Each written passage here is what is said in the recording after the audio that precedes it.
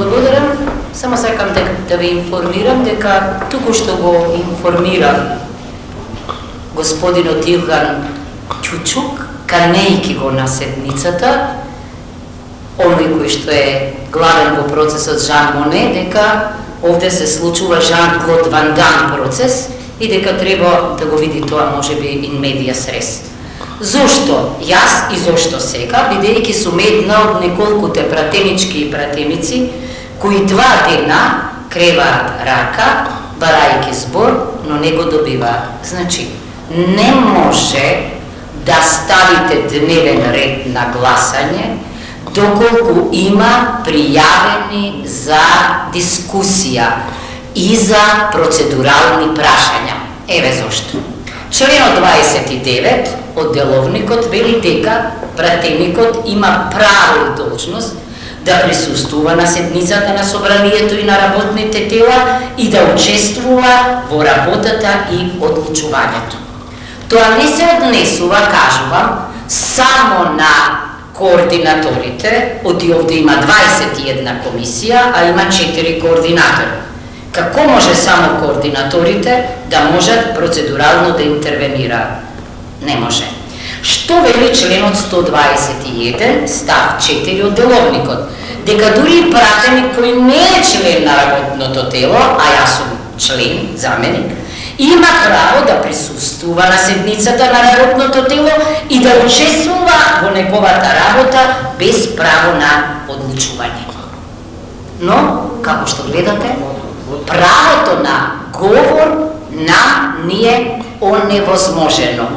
Вчера напрасно председателот сакаше да каже дека се завршени процедуралните интервенции и дека преминуваме, замислете, на амандмани, иако воопшто никој, ни министерката, ни заменикот не запознале ни со самата содржина на законот. Што спориме ние? Прво, законот воопшто не може да биде донесен со европско знаме.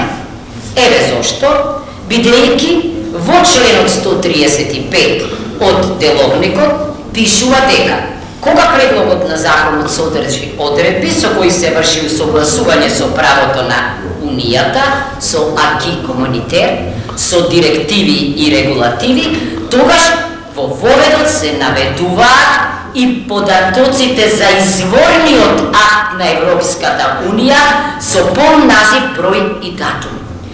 Згора, со предлогот на законот се поднесува и изјава за усогласеност, подпишана од надлежниот министер, во случајов министерката, и се наведува правниот акт на Европската Унија со кој е извршено усогласувањето. Ако ова го нема, председателот на собранието должен да го врати предлог законот и да побара во рок од 15 дена да се направи согласно одредбите што ви ги прочитав, се разбира, тимот Талат Џафери и Арбер Адеми функционира поинаку, односно го употребува, тоест злоупотребува законот. Еве зошто овој закон не може да оди со европско знаме. Можете да го отворите законот и во преглед на регулативи од други правни системи и усогласеност со правото на ЕУ пишува: предлог законот е усогласен со препораките, пазете, на оценската мисија за судска обука, со основните начела на ООН, број 9412, со Европската повелба за статусот на судиите и со Европската конвенција за човекови права. Извинете, ниту еден од овие документи не е извор на европското право, ниту е директива, ниту е регулатива. Доказ, свртете на изјавата за усогласеност на овој предлог закон со законодавството на ЕУ, на кореспондентната табела, се е празно. Значи, нема основ. Згора, дури и написот на законот, преведен на англиски, е погрешен. Наместо Labor Relations Law, овде пишува Law of Labor Relations. Може би е ова символично, но многу е важно. Значи, прво, да заклучам, не може да оди со европско знаме и не може да оди по скратена постапка. Но, сега најважното. Што е спорно во овој закон? Прво, со закон за работни односи не можете да регулирате пензионирање на судии и јавни обвинители. Всушност, самиот закон за работни односи тоа прецизно го утврдува кога ќе го отворите членот 104, кој што се однесува на пензионирањето со 62, односно 64 години, тој вели само, значи, може поинаку да се уреди, доколку со друг закон поинаку не е уредено. Кој е тој друг закон? Тој друг закон е матичниот закон за судии и јавни обвинители, што се носи со двотретинско мнозинство. Или, одма да ви кажам во праксата што има: закон за високо образование, закон за здравство. Тамо, заради тоа што се тие лекс специјали закони, се утврдени посебни услови на пензионирање. Згора, ако отидете во законот за судскиот совет, тогаш во законот за судскиот совет, значи ќе утврдите што? Одете прво во амандманот 29 став 1, алинеја 1 на Уставот. Судскиот совет ги избира и разрешува судиите и судиите поротници.